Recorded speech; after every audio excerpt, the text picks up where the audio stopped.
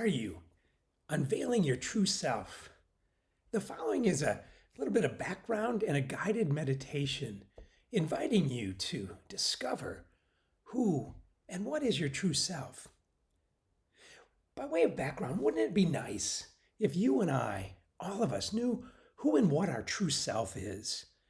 If we understood what our core essence is, who we really are, who we were created to be, and that we operated from that that true self space at all times. The problem is, over time we develop and society teaches us who we think we are. We become attached to the false self, the roles, the labels, the accomplishments and achievements that we play in life. We begin to think that that's who we are, and we act to defend and protect this false image that we've created. The question is, how do we let go of that false self? Which there's nothing wrong with the roles and the attachments and the material things we have. They're good things.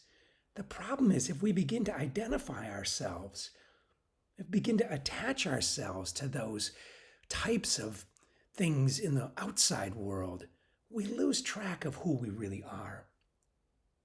So I invite you to sit back for a moment and just ponder with me this guided meditation. If you'd like to, feel free to close your eyes and just get into a comfortable place and allow your imagination to play as I ask these questions. So the question is, would you still exist? Think for a moment that you have no material possessions.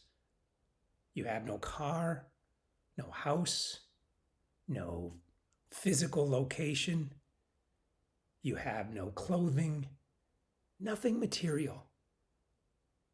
Would you still exist? And the question is, yes, of course you still would exist, with or without those material things. Now imagine for a moment that you have no job. You have no role or purpose in life, no tasks to accomplish. There's nothing for you to do. Would you still exist? Would your being still be here in this world? And of course, you would.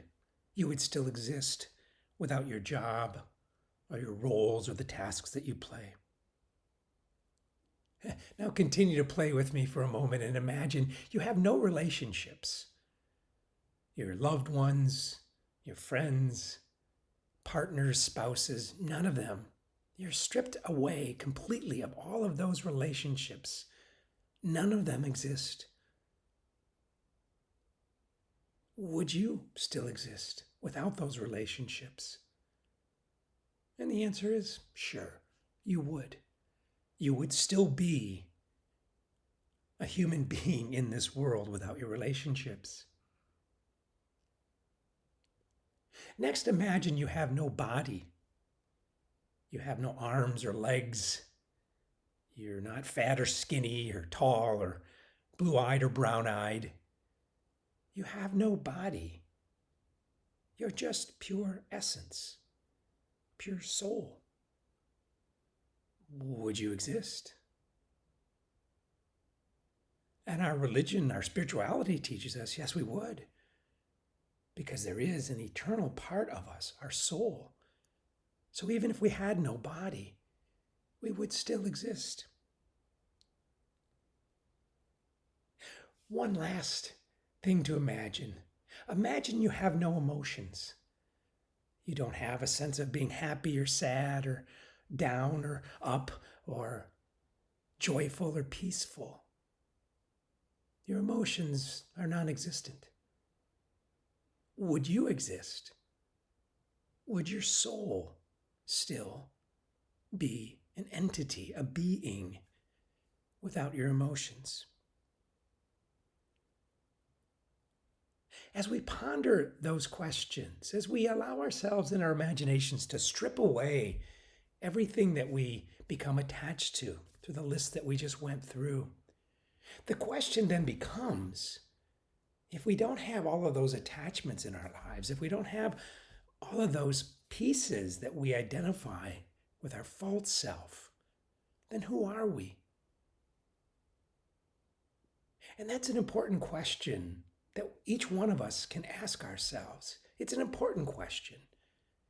In the Bible, God said to Moses when he told Moses to go talk to the Israelites, Moses says, "Who should I tell them you are?" And God said, "I am. I am." What would it be like if we're made in the image and likeness of God? If we could say the same thing, who am I? I am. I am. And the word I am comes from the Latin term esse, E-S-S-E, to be. Or in the Sanskrit language, the word M comes from just meaning to exist. I'm essence. So God essentially was saying, I exist. I am eternal. Now, we're not God for sure, but Meister Eckhart, the great mystic, says we're not other than God. So what if we found language within ourselves beyond the concept to just say, I am. I am a being. I am a soul. I am a universal depiction of God's divine love. I am love. I am a soul. I am the essence of God's love revealed in and through me in my unique ways. By finding a way to strip away all of our attachments, and again, there's nothing wrong with the things that we have in our lives. The question is, do we become attached to them? Is that how we identify ourselves? So the invitation is non-attachment. Yes, I have material goods. I have relationships. I have emotions. I have a job, a function, tasks to do in this world. All those are good things. But if we become attached to them, if we identify ourselves through that lens, we become attached to an image that is oftentimes something we've created through our own personality or the world has told us. So as you go about the next few days, ask yourself, who am I? And if it feels fitting to you to identify your true self as I am, consider that is your deepest, core, essential part of who you are, your true self. Namaste.